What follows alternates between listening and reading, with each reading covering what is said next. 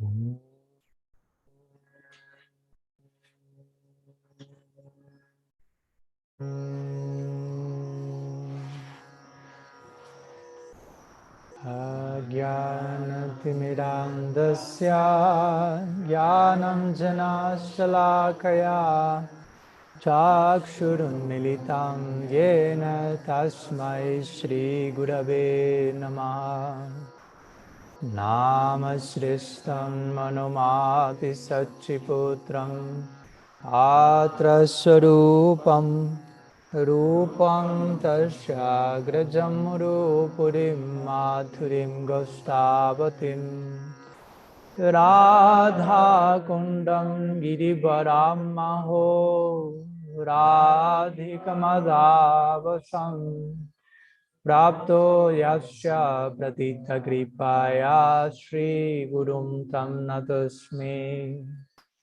Vancha Kalpatarubhyascha Kripa Sindhubhyaeva cha Patitanam Pavanebhyo Vaishnavebhyo Namo Namaha Nikila Shruti Moli Ratnamala Diti Nirajita Padapankajanta Aji Mukta Kulairupashyamanam Paritastvam Harinam Samshrayami Anarpita Charim Chirad Karunayavatirna Kaluh Shamarpaitum Natocvalarasam Svabhakti Shriyam Hari Purata Sundara Dhyuti Kadamba Sandipitaha Sada Hridaye Kandaresh Purato Vasachinandana Ajanulambita Bhujjo Kanakavadato Sankirtanai Kapitaro Kamalaya Takshu Vishwambaro Dviyavaro Jugadharma Palo Vande Jagat Priyakaro Karunavataro Ladini Shakti Sarupaya Gauranga Suridaya Cha Bhakta Shakti Pradhanaya Gadadhara Namostute He Krishna Karuna Sindho Dina Bandho Jagatpate Gopesha Gopika Kanta Radha Kanta Namostute Radhe Vrindavanadhishe Karunamrita Vahini Kripaya Nijapadabja Dasyan Mayam Pradiyatam Bhaktya Vihina Aparadalakshay Shita Shakamaditarangamadhe Kripa Maitvam Sharanam Prapanam Brinde Namaste Charanarvindam Brinde Namaste Charanarvindam Srila Gurudev Ki Jai Shriman Mahaprabhu Ki Jai Shri Harinam Sankirtan Ki Jai Shri Dauji Gopal Ji Ki Jai Grantara Srimad Bhagavatam Ki Jai Shri Venu-gita Ki Jai Gaur Bhakta Vrinda Ki Jai Gaur Preman Hari Hari Om. So, welcome to all of you. Good evening. And here we are continuing with our series of lectures on Sri Venu-gita, the song of the flute, with the gopis singing about the song of the flute, their own song about the flute, from the village to the forest or to the world, reaching even us. So we are in our meeting number 16, and today we will be studying verse number 15. Let's see if we complete it today. I'm not so sure, but we will try our best. But first, Let's make some brief recap of what we studied yesterday, verse number 14, where the gopis are absorbing their attention in the direction of the birds. Some of the birds who were not included in previous verses, like the peacock and others. So one gopi addresses another gopi telling her, Amba, oh mother. We try to explain that, no? And how in this forest all these birds are rising to the different top of the trees and entering into very specific branches. And with closed eyes, they receive the sound of the flute and they start in silence to drink such sweet vibrations, not being attracted to any other sound, basically. And this gopi compares them to sages, to great munis. They behave like great munis, basically. So surely they are on the same level as great munis, which may mean they behave like munis, or as we mentioned, the opposite also. So we explained a little bit yesterday the content of this verse, the implications of the word Amba, why one gopi is calling another mother, while all of them basically share the same age, different reasons for that, all of them connected to, of course, their deep emotional situation in which they are here. And the connection they made between the munis and the birds, making, okay, these birds are behaving like munis, they are mona, they're in silence, they live in the forest, they eat fruits and roots, they go naked around life, some loincloth, basically, mainly. But we are not sure if these birds are behaving like munis or if great munis like the Kumars and so on have taken the form of birds to come to Vrindavan and to drink the sound of the flutes.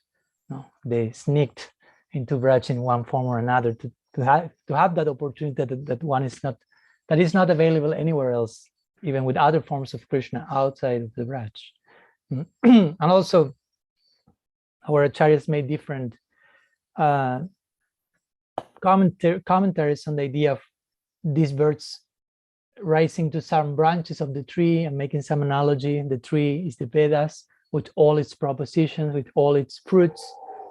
And these birds are rising above certain branches and certain fruits to get to the highest branch, which represents what the Bhagavatam is giving, and to taste the fruit of Krishna's flute song, which is the ultimate fruit of the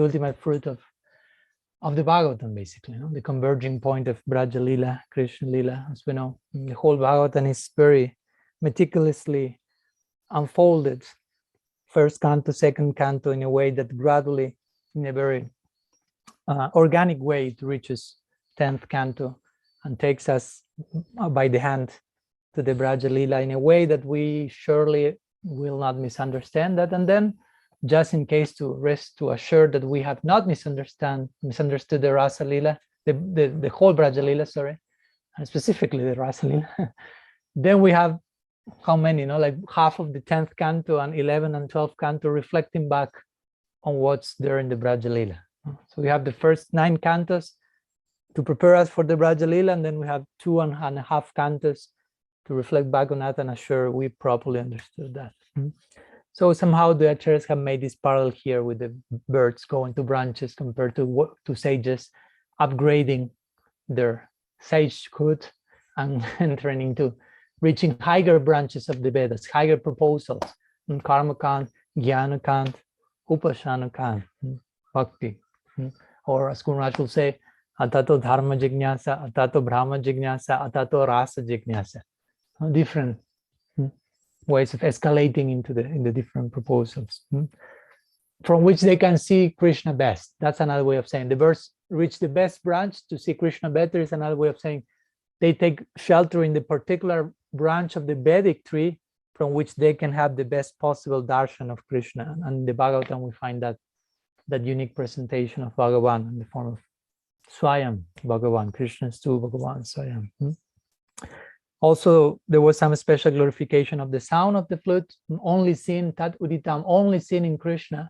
Many other people playing different instruments and creating different effects, but what Krishna does with his flute, it's only him, seen in him, in the Braj. Again, outside of Braj, Mathura, Dwarka, he leaves his flutes with his friends in Vrindavan. He's not as inspired as to play the flute outside of Vrindavan, basically. Not enough udipan to create in him that that reaction. Also, some idea that we share is that the birds were climbing to the branches as to get from the shoots of the branches as ropes, as not to fall because of the soon will come because of the sound of the flute, basically. And these shoots at the same time coming from the branches, Jiva Goswami are the sattvic bhavs of the trees. Ecstatic response, like horripilation, you say, hairs standing on end. Okay, the trees are doing that by expressing new shoots, and the trees and the trees are in ecstasy doing that, and the birds are in ecstasy almost to fall, and they take from the other ecstatic response of the tree, taking the shoots, and so as to sustain themselves or something, and not being able to say anything else but Krishna, Krishna, Krishna, or anything in connection to Venu-gita, conversations about the flute. And of course, as usual, the conclusion for the gopis is, our birth as humans, ladies here in Braj, is condemned by the Creator. Let's pray and find out what we have to do to be born as these fortunate birds, so we can have unrestricted darshan and so on of Krishna without any concern. So that's a brief recap from yesterday's lecture. And today the gopis will direct the divine madness, their absorption into the direction of the rivers. So now we will go to the water element, Jal. So this is verse 15, where the rivers of Braj will be described as embracing Krishna's lotus feet with their waves, with their arm-like waves, and presenting to him offerings of lotuses unto his lotus feet, basically. So the gopis will witness this particular darshan in their trance. So let's recite the mantra, the sloka in Sanskrit first, typical meter. Nadyastada tadupadharya mukunda gitam avarta lakshita mano bhava bhakna vegaha alinganasthagita murmi bhujair murarir Grinanti pada jugalam kamalopahara. So the translation of the verse says, when the rivers hear the flute song of Krishna, their minds begin to desire him, and thus the flow of their currents is broken, and the waters are agitated, moving around in whirlpools. Then, with the arms of their waves, the rivers embrace Murari's lotus feet and, holding on to them, present offerings of lotus flowers. So again, every word, every section is like a particular picture of the frame of the whole movie the gopis are seeing. Now we will try to pay attention to each one of these sections. So let's first of all, as usual, give the translation, the word-by-word translation, and then we will try to unpack the content. So first line, Nadyas tadat upadharya mukunda gitam. So Nadya is a plural for river, Nadi. Nadi, sometimes you hear Nadi, means river also. So Nadya means rivers, so referring to the rivers of Braj. So Nadya tada. Tada means at that time, once upon a time, at that time. Tad, that means, in this case, tat, like tattvamasi, you are that. So that. Upadharya means attentively hearing. And hearing what? Mukunda Gitam. In this case, the gopis do not say Venu-gita, they say Mukunda Gitam, which means the song of Mukunda. Another word of saying the song of Mukunda's flute. We will explain why they didn't say Venu-gita, like they used to be saying in all the verses, basically. So that's the first line. Still, the main characters of the verse are not appearing in detail. I mean, rivers are mentioned, but the whole dynamics are not yet unfolded. So the rivers in this moment are attentively hearing. I mean, the rivers are attentively hearing Mukunda's song, flute song. And at that time, there's a little bit different order. Now we go to the second line. Abarta lakshita mano bhava bhakna vega. So abarta means by their whirlpools. So part of the response of the rivers start to manifest. they get agitated, as one may get agitated by hearing the flute. The rivers show the way of showing agitation is not presenting shoots like the trees, by creating whirlpools. That's their own way of showing their bhav, sattvika bhav. So avarta, we explain, lakshita means manifest. So they manifest whirlpools. Mano bhava or manaha bhava. Mana bhava means in general love, by love or due to love. And we will explain which type of love the rivers are expressing. Bhagna begaha. Bhagna means broken, and begaha means their currents. So not only whirlpools appear as a symptom, but their current got broken. In other words, it starts to flow in another direction, which that's not usually the case outside of Vrindavan. That's the second line. So the symptoms start to be expressed one after the other. What's the reply? The consequence of the rivers here in the flute, whirlpools due to love and broken current. So let's go to the third line. Alingana stagitam urmi bhujair murarir. So alingana stagitam means covered by an embrace.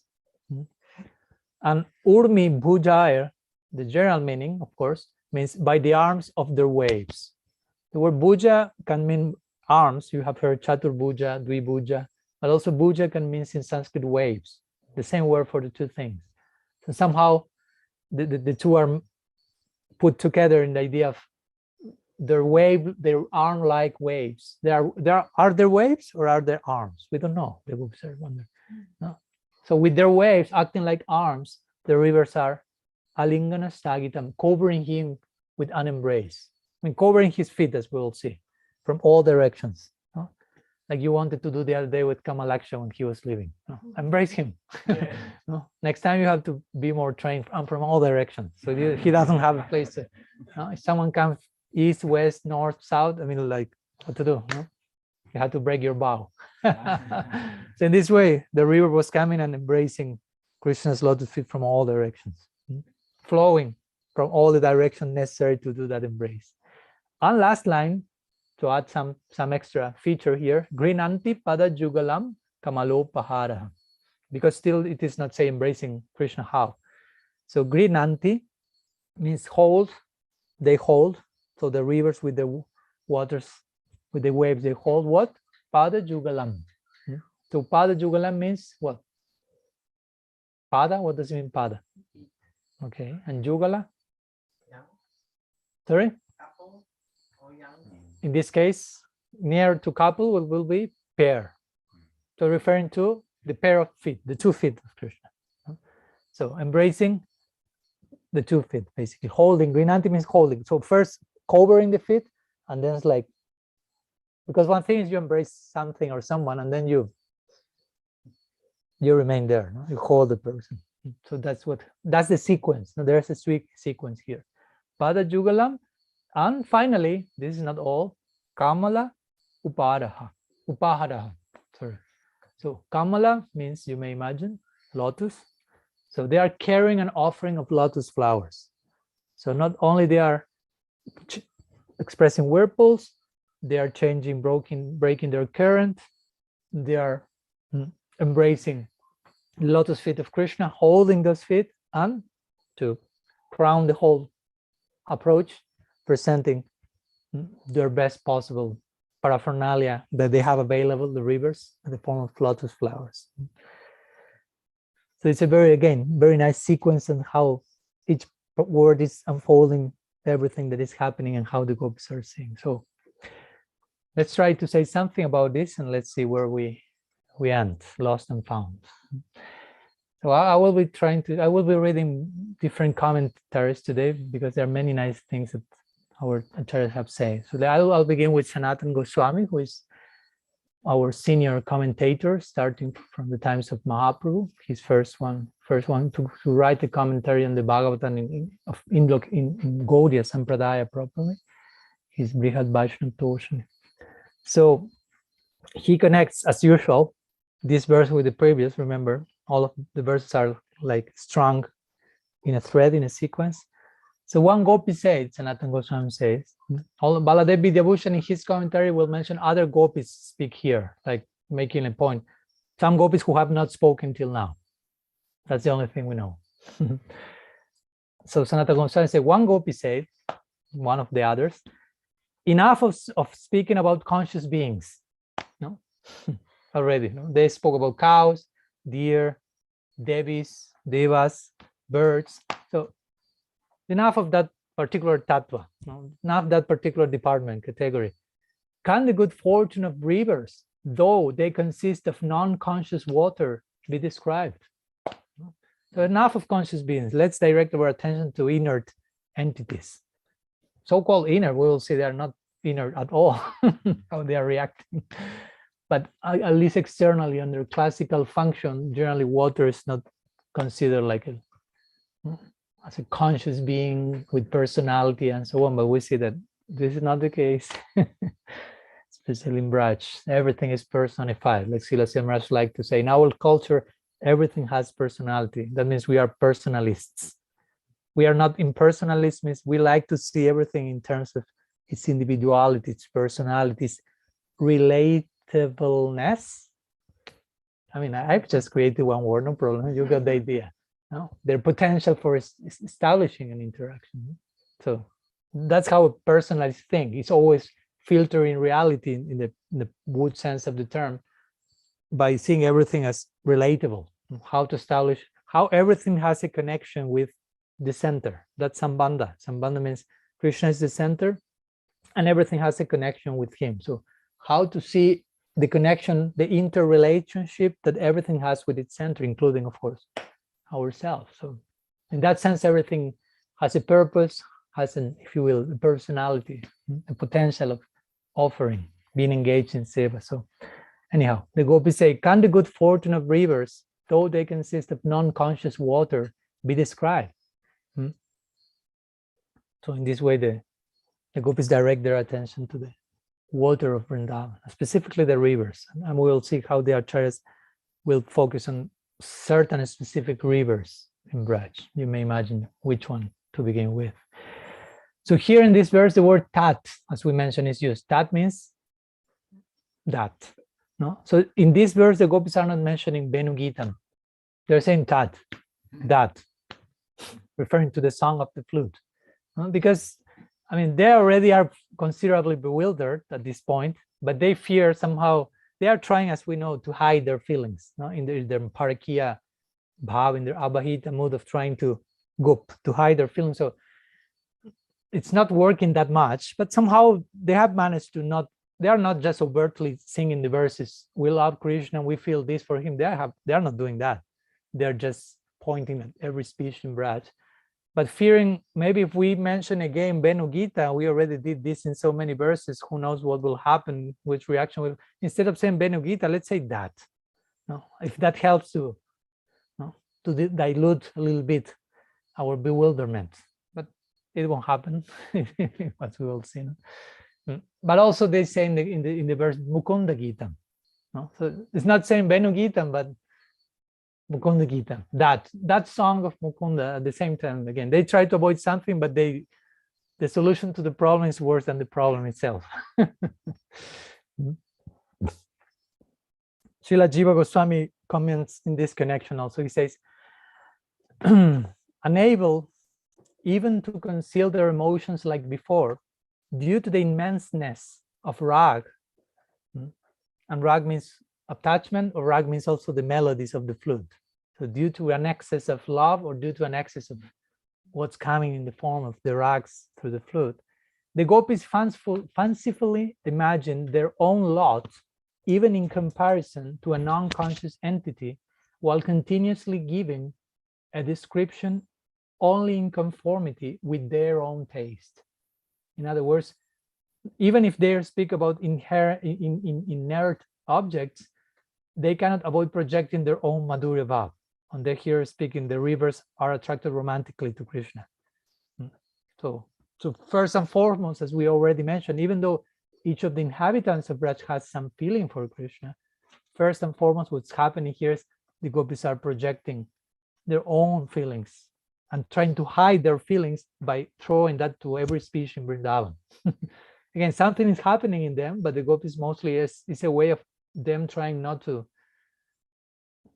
to make that evident, because again, their psychology is such that everything has to be expressed in indirect terms, crooked terms. That's how love moves, romantic love in particular.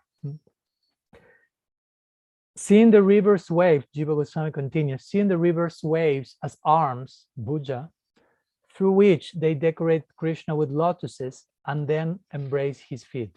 That's how the gopis project, oh, rivers are attracted to Krishna romantically. They are running and embracing Krishna, like we would like to do, basically. I mean, of course, that's what the gopis want to do. They would like just to run and embrace Krishna to their full satisfaction.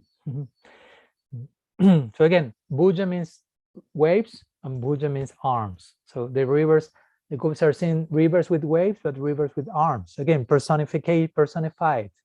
There's a personified entity there embracing Krishna, and Krishna receiving that. So again, on one side, we know that the gopis, in one sense, if you want, they are, you can say the gopis are the most renounced and self-controlled personalities that you can imagine. I mean, when they come as sadhakas, it's overwhelming the level of renunciation and detachment from the world they show. So they are really gambhira, they're really grave, self-controlled. And even again, after a lengthy discussion, we already in verse 15, almost 3/4 of the Venu-gita, and even the effect of the Venu-gita is evident in every speech in Braj. The gopis still have not expressed their own internal feelings overtly. As I mentioned, they are not just like directly, clearly.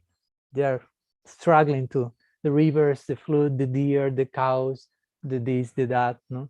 So they are totally anxious in Purvarag, in this separation when they have not met Krishna yet. But even though they would like to meet him and express, they keep hiding that due to the nature of their love and using metaphors and projecting their love and ascribing that to the environment. And in this case, again, describing, okay, the rivers, inert water are experiencing symptoms of romantic madhurya bhav, incredible, affected by the sound of the flute, which again, first and foremost is what's happening to them. We will speak about what the river feels. Of course, everyone feels a lot in Vrindavan, but gopis cannot avoid that, taking their thing like if you stole something and someone is about to catch you and you throw that to someone else, look there, and the other looks somehow, no? They are trying to take the attention somewhere else, because again, they shouldn't be feeling that in terms of the social dynamics of Vrindavan. They have family, they have duties to perform, and they are in love with Krishna. As everyone in Vrindavan, again, even the so-called bad guys, the gopis' husbands, as we spoke to them. So there are many important points here. For example, the acharyas mentioned that generally the nature of the river, here the rivers are mentioned, the nature of a river is to flow. A river is not, how to say, stationary, but it's moving, and it's moving in the direction of the ocean. No, it's converging point is the ocean. Sometimes poetically, the rivers are expressed as wives and ocean as the husband. So the wives flow in that direction to meet with their beloved husband, basically. So very diligently they rush to meet with her husband. But here in Braja Mandal, we see that the rivers are here. They are going in that direction, but Krishna's flute sounds and they change course.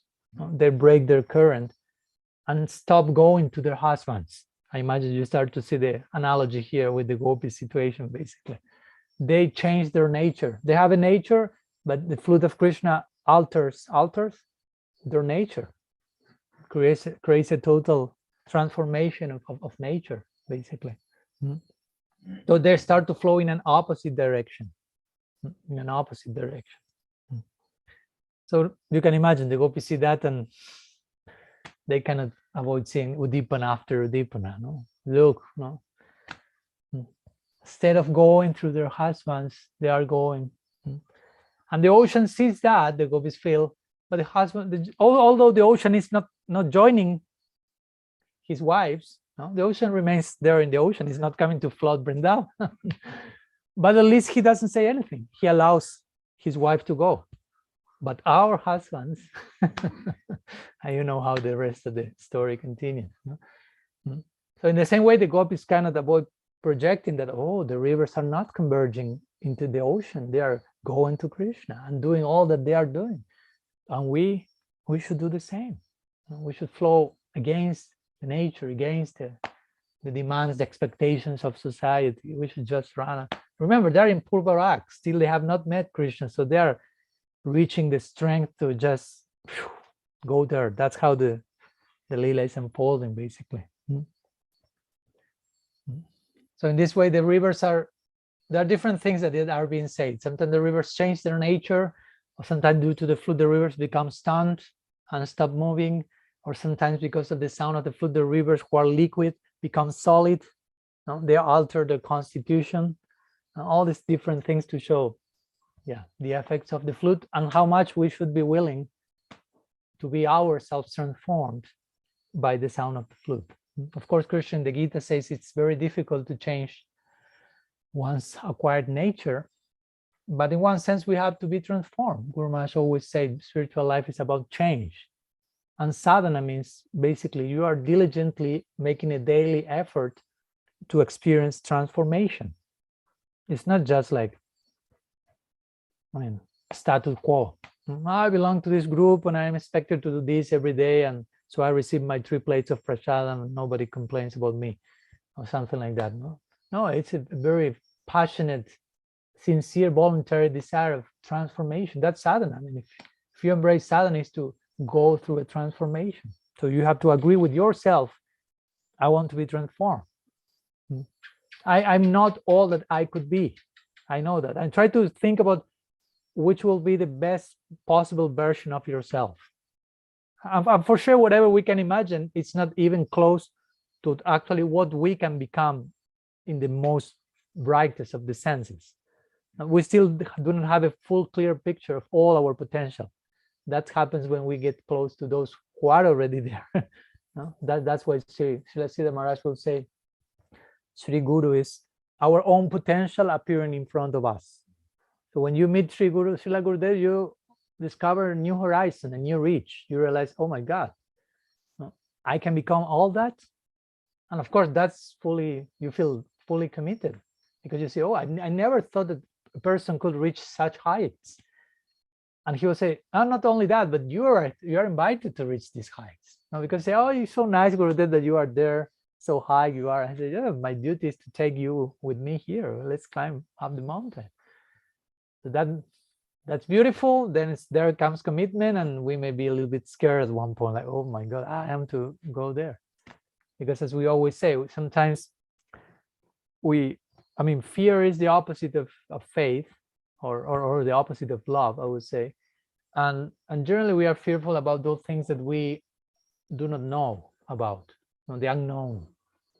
And generally we relate that with our darkest shadows, if you will, in this unconscious, and those corners that we are not willing to inspect too much, because we use the broom there, and who knows who comes there, some arm comes there, some boy like, no, let's keep it. What's the name you give to the tools room there? Like you have like sorry? Yeah, bodega here. Okay, you understand it. So you have the bodega of your subconscious there, no? Subconscious is like a bodega. So sometimes whatever you don't know where to put this, the bodega, of course. There has to be a room for that, no? For throwing all the things that you don't know what to do with. Bodega. And at some point you just are using that for that, and you do not dare even to open the door and inspect or clean, and it starts to have a life of its own, the bodega. And different communities start to build there, and you start to hear voices and movements, and it's like, separate ashram there. And whenever you have to throw something, you go quickly and you throw and you go running, because I don't know, you see some hand coming there inviting me. So subconscious is like that. You are throwing some stuff that you don't want to have in your face, and I'll throw it to the bodega from there.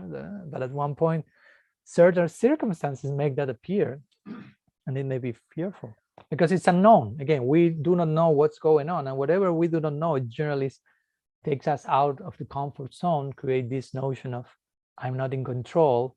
And if we lack faith in an actual controller, that can be like neurosis, basically.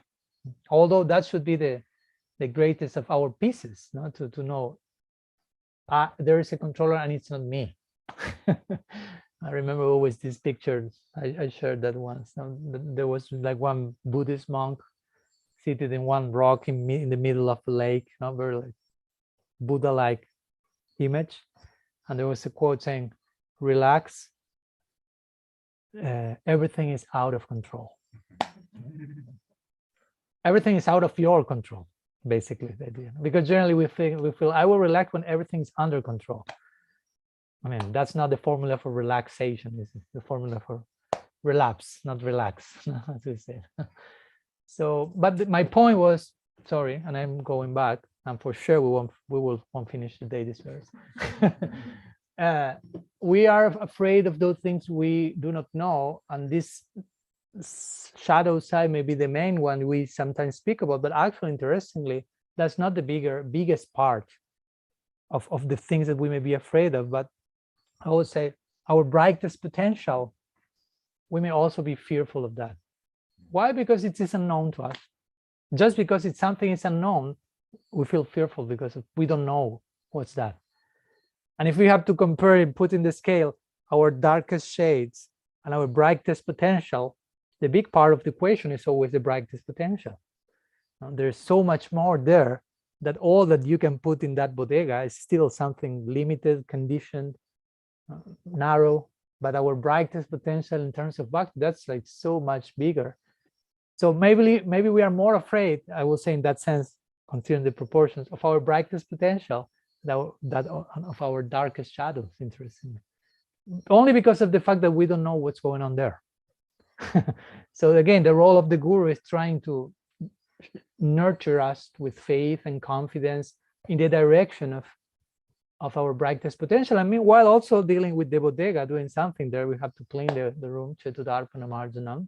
You have to clean that was what it means, Chetudarpana Marjanam. Chitta is basically the unconscious in contemporary terms. And he said, you go and clean the bodega of your subconscious.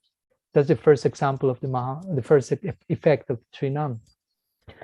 But then again, you get a glimpse of all that you can be, and that can be like overwhelming, because we are not accustomed to think of ourselves in terms of all that we can be. Sometimes we are too much like accustomed to just be something, whatever we can strive to be, survival instincts, and this is what I am, and whatever. And you try to feel like in a conformist way to, okay, I'm that. I'm okay. I'm in peace, at peace with that. But actually, you are just half cooked. No? You're not fully ready for the offering and to put in the plate for Dauji Gopal.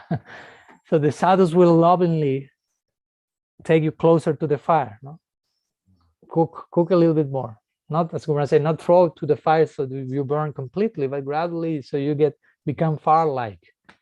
And gradually we do not become afraid of the fire, but we realize, oh, I can live there. I can get acquainted and accustomed and enter there and live forever. As Guru Maharaj will say, what's happening in the sun planet? How can I enter there? You have to develop a fire-like existence identity. Anyhow, all this in connection to rivers flowing backwards and altering, transforming their nature, and our duty as sadhakas to experience transformation, transmutation. And it's sustainable, gradual process, not in a way that you feel I'm going crazy and total anxiety. I mean, that makes sense. But yes, to understand that it's important that that what gives life and meaning to our day and practice, basically. So here the gopis are shown that highest example.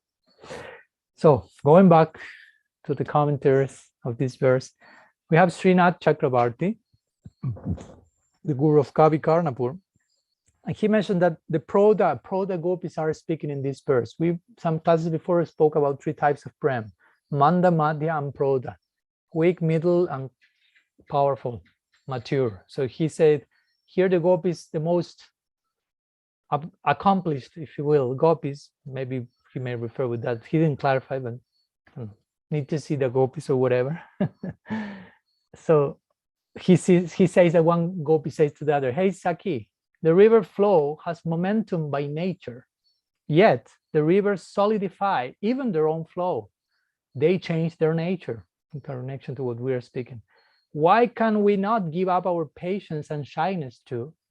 No. So for the gopis at this point, to transgress their nature is to stop being shy and patient and just run after the flute and Krishna. That's how changing nature applies to them in their situation. Of course, for us, it's another thing. Maybe we may need to be more patient and shy. That should be our change of nature in our case, who knows? And then the term, Srinath Chakrabarti clarified that the term manobhav here, which generally is translated because of love, the rivers reacted as such. Manobhav can be connected with manorata. Manorata means inner longing, or with kama, or romantic passion, basically.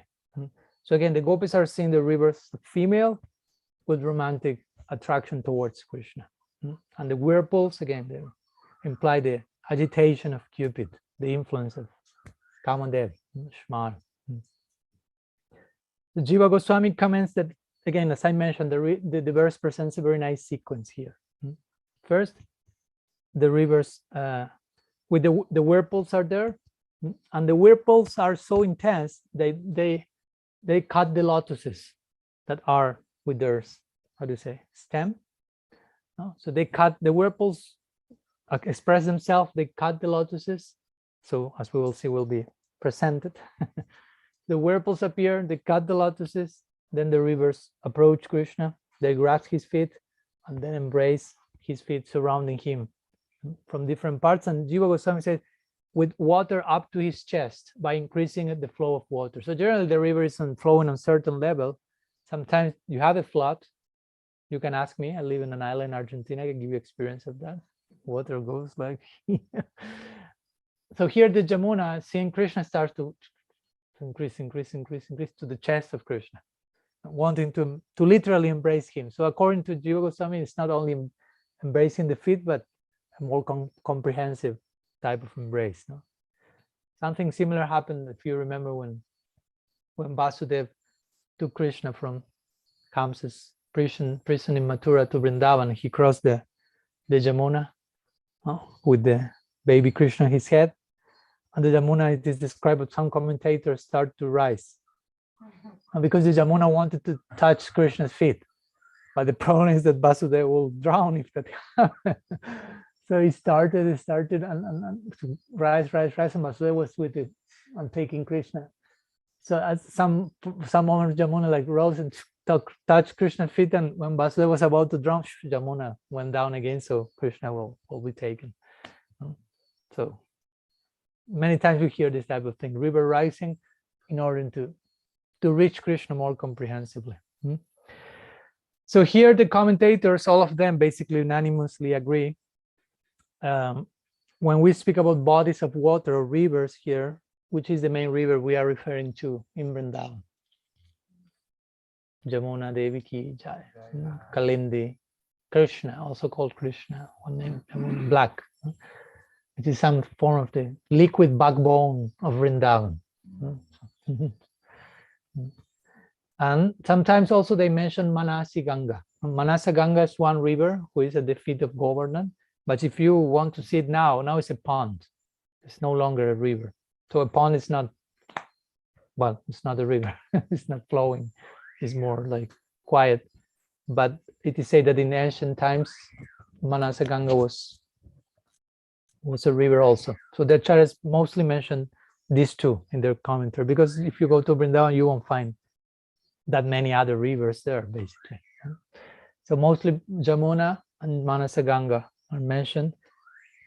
Getting close when they hear the flute, and Upadharya. Again, Upadharya means hearing with rapt attention. Mukunda-gita, the song of Mukunda's flute. And it is described that song had a raga of the highest bliss.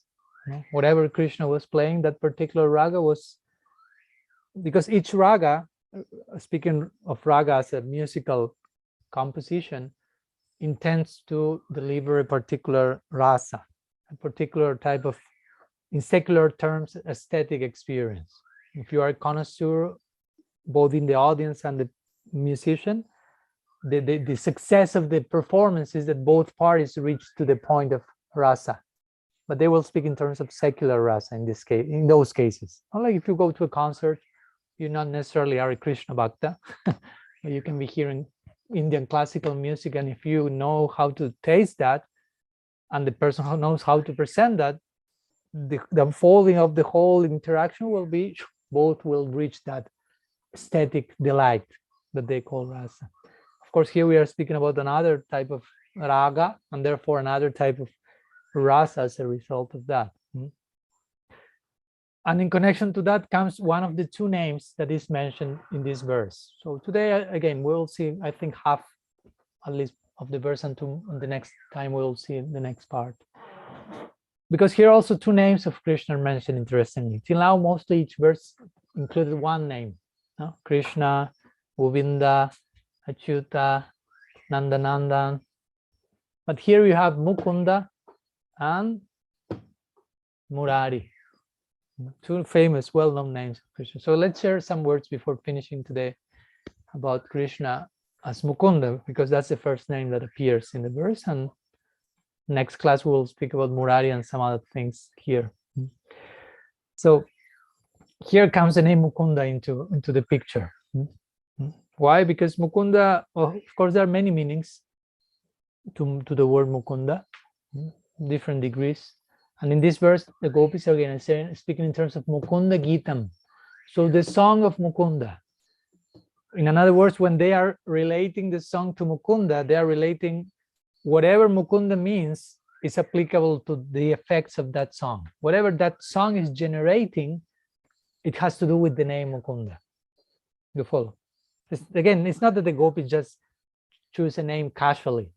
Let's choose a name that we haven't used yet. Mukunda. No. They are seeing and feeling something, and they find a name of Krishna that perfectly fits with all that is happening at that moment in many layers of levels, as we will see, not only one thing. Spontaneously, that name comes. Krishna has unlimited names. Nam Namakari Bahuda. And different names possess different layers of meanings as well. So let's analyze a little bit Mukunda before going to Murari. I think I would say next meeting. So Mukunda, the most popular name is he who gives liberation. Mukunda. Muk comes related to mukti, and Mukunda, da has to do with dadati, which means to give. So he who gives liberation from material affliction, because when you say liberation, means liberation from something. No? I mean, I want to be liberated from what? From prison, from kleshas, from anartha, no? From pain, let's say. No? Like, for example, you have a toothache. No? You need Mukunda there. That's one of the worst things. No? You're feeling so much pain. The only thing you can think of is, I want relief here. And of course, generally, we are so much accustomed to suffer in this world that whenever we have some relief to the suffering, we feel, I'm so happy. So we confuse relief from suffering with happiness, which are totally two different things, as Kumraj will say. Zero and positive numbers. Suffering is negative numbers. Stop suffering is zero. Happiness is from 1 on. But sometimes we are suffering so much, we feel like if I take your, I won't do that, but just giving an example. If I take your head and you put it underwater, and I chant my lack, meanwhile you're there. And when you're just about to die, I take you out for 5 seconds. And you're like, again, over and over again like this. So those 5 seconds for you are like mukti, freedom from suffering. I can breathe. But if you are watching as a third person all that situation, oh my God, that's not freedom from anything. That's total misery. I'm giving a grotesque example, but generally many people live a very painful life, and they get so much accustomed to that for them just, I mean, a weekend of drugs and degradation is like Monday again waiting for you. Go to work and do all the things you don't like to do. No, that's what you want to say that I like that. He said people generally during the week they do things that they hate to do, so they can on the weekend do some things they think they like. But they didn't like that either, basically. So again, what must it be to be free from all suffering? I mean, that's something we cannot maybe even think about. What does it mean to be free from a toothache? That's a lot if you're in that situation. From back pain, that's for Madhavi there. But what must it be to be free from suffering altogether? To be free from all the influence of Maya Shakti, from all the gunas and all its effects, all the anarthas, free from samsara. According to our idea, we are not attracted about that, so be careful. I'm just testing you. Because we say, no, mukti, moksha laguta krit. So many verses we can quote saying mukti is insignificant and we only go bhakti for the sake of bhakti. But if mukti personified comes, knocks your door and say, I offer you immediate freedom of all this. I can take you even to Vaikuntha. Vaikuntha means non-anxiety. I remember once Guru Maharaj quoted that. No, I think someone asked Kamal devotee, if you have the option of going to Vaikuntha right now on the spot, the Vishnu Dutas come with their airplanes and say, we can take you just now, right now to Vaikuntha if you want, or you can wait 2 lifetimes, 3 lifetimes and go to Vrindavan. What will you do? Was the question.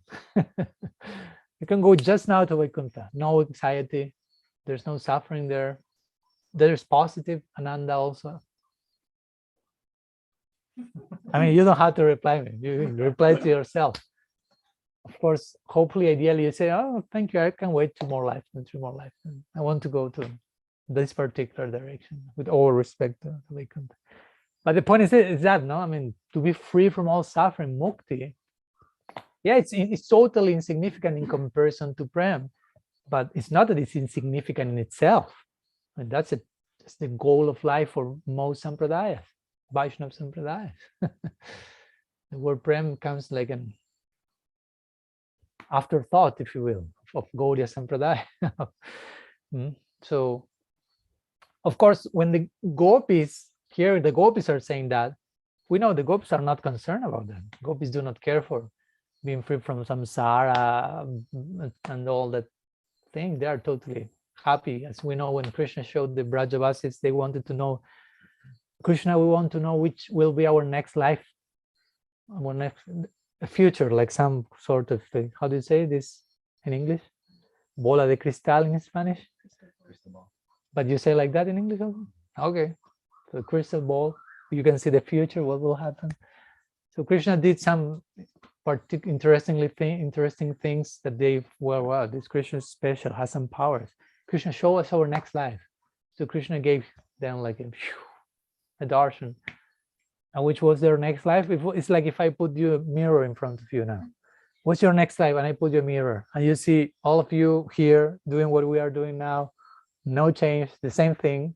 So they saw that. They saw themselves as whatever. And they were like, oh, great. God.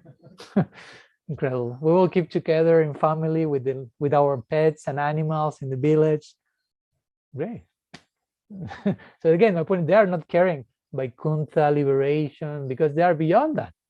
They are beyond liberation. Prem is post-liberated status. It's a real liberation, if you will. Mukti pade. So why the gopis are calling Krishna Mukunda? I mean, they do not care for being free from samsara, but they want freedom. They want a certain type of freedom. Mukunda is the one who gives deliverance and freedom. They want to be freed from social concerns, social obligation. They want to run after him, basically. They want to transgress all the varnashram sensibilities of the lila, and they will do, as we know. Still at this point, they seem that they are shy and fearful, but that's part of the unfolding of their love, not to help us to further appreciate that. But they are nitya-siddhas, no? So they are with him already. But eventually that will happen. Krishna will play the flute in Rasa Lila. already. So they call here Krishna first level Mukunda, he who gives liberation. The gopis want to be freed from all these social obstacles and duties and just run behind the flute. Also, Mukunda means he who gives, again, da, take the part Mukunda. So mu means mukti, da means to give, dadati, and here ku comes from the Sanskrit kupshita, and kupshita means distaste. So he who gives distaste for mukti. So he who gives, of course, distaste for mukti means who gives taste for something above mukti in such a way that mukti seems like laguta, insignificant, in the words of Rupa Goswami. In other words, he who bestows the bliss of Prem, basically, to the point that the devotees, as Mahaprabhu say, Nadanam Najanam Nasundarim Kavitamba. I don't even care, not only for things of this world, Rajas, Tamas, Sattvas, Dharma, Artha, Kama, but moksha, nirgun, mukti. I don't care. I don't care coming again over and over again, Janmani, Janmanishwari, to this world. If only Bhavatat Bhakti Haituki. If I can render Haituki Bhakti and motivated devotion to Hari, please throw me over and over again into samsara. I want that. I want whatever facilitates that. That's how also Vritrasura prayed also. Nanaka Prishtam Nachaparamishtam Nasarbhavomam Narasadipatyam Najoga Siddhir Apunar Bhavamba Samanjasatva Virahaya Kankshri. He said, I don't want any rule, any kingdom in this world, any sense enjoyment. I don't want mystic powers. I don't want liberation. If any of those things get in the way of my serving my beloved Lord, if that comes and will facilitate my loving service, okay, I accept whatever comes. But if something will get in the way, no, thank you. No, thank you. No, thank you. Machivaya pratitam te salukyadi chatusaya nichanti sivaya purna kutanyat kalaviputam. Says the Bhagavatam. My devotees, Bhagavan is saying, they do not care even for the 4 types of liberation in Vaikuntha. They only care about serving me in a loving way. What to speak of other attainments which are below Vaikuntha? They don't even care for devotional mukti. Salokya, Sarsti, Samipya, Sarupya. It's not happening for them. Of course, that points to Braj. That's the place where they do not even care for having 2 extra arms or stuff like that. Because he is Mukunda. He's the one who bestows Prem. So the gopis are calling Krishna here Mukunda like that, not because they do not have Prem and they want Prem, but in their subjective reality, they feel we don't have enough Prem yet to join Krishna as we will like. So Mukunda, please do your duty, honor your name. Give us the necessary strength to join you as we like. And another name, Mukunda, another meaning for Mukunda is Mu has to do with Mukha. Mukha means face. Mukunda, Kunda refers to the flower. Kunda, there's one flower called Kunda. So Mukunda means he whose face is like a Kunda flower. He whose face is like a beautiful blossoming flower. Whose face is fragrant like a flower, sweet, soft like the petals, attractive. And of course, that's all the things that the gopis feel when they see Krishna, look at Krishna's face. So that's a very specific, more intimate name that they have for Krishna as Mukunda. All of them apply to the situation of the gopis, as you can see, on different levels. So basically that. And there are some other names, another meanings for Mukunda. If you want, we can share there at least one more, which is even more confidential. And it has been given by some acharyas. But Mukunda again means he who frees one from all, who frees one from all obstacles, basically. And in this case, when they say Mukunda-gita, again, they are referring to the song of Mukunda. So what's the effect of the song of Mukunda? As we mentioned, as that happened to the Devis in the sky, that will happen to the gopis in a greater degrees. All the belts loosen, you say? And all the ornaments and arrangements, their braids, everything. So he frees them from that. He like enters and frees them from all obstacles. So sometimes even more intimately say when Krishna joins eventually the gopis, he will free them from all obstacles in the form of clothes and stuff like that. So there's so many layers of understanding Mukunda in connection to what the gopis feel. But again, the gopis are in parakya bhav or abhahita bhav, this bhav of hiding. They are not saying all the things they feel about Krishna openly. Oh, Mukunda this, Mukunda that, Mukunda song. They're just saying Mukunda Gitam. The song, if you don't know all the background, we say, oh, they call Krishna Mukunda, that's the song of it. But the implications of calling him Mukunda and relating that name with the song of the flute and all that is creating in them, they're not saying that openly. But they are so much attuned, they say? They are so much feeling the same thing that when one of the gopis say Mukunda Gitam, all the other gopis immediately understand. What do you mean by Mukunda? All the layers that we have been explaining much more, all the implications of saying Mukunda Gita, all the other gopis are immediately sympathize with her emotion without the need of, again, announcing that publicly and openly. I'm feeling this is the meaning of Mukunda. They do not need to say all that. They're so much, again, connected that just one word is enough for full empathy and nourishing each other. Bodhayanta parashparam katayantas chamammitya tusyanti charamanti. That's the very meaning of sadhu sangha. At one point, we won't need to say too many things. Just a few words and just looking at each other and being so much attuned in line with a particular ideal, and that will be enough for overflowing our hearts. I remember Guru Maharaj mentioned something like that recently regarding one god brother, I think it was Surya Das or something, his name, who passed away. And Guru Maharaj commented something in other contexts, but in this principle about he was really committed to, in that time, to distributing Prabhupada books, this devotee, Surya Das, and of course, as well, our Guru Maharaj. So he was expressing how much attuned they were into this like passion of serving Prabhupada and pleasing their master and being totally like dedicated to that particular activity in a real spirit of giving pleasure to the object of our affection. And he will say that sometimes we will look at each other and just seeing ourselves, looking at our eyes, we already knew what was happening in our hearts, what we were feeling by being such dedicated in such a way to our Gurudev. There were no words to explain that. There was just a glance was enough, no? And giving support and strength to each other and continuing to that absorbed campaign, if you will. No? So in this particular situation, a similar principle is going on. One gopi saying Mukunda Gitam, and all the other gopis are like, no need for words, basically. No? But well, we share some words trying to explain that silence, if you will. So I think we can finish here today. We have seen half or less than half of the verse.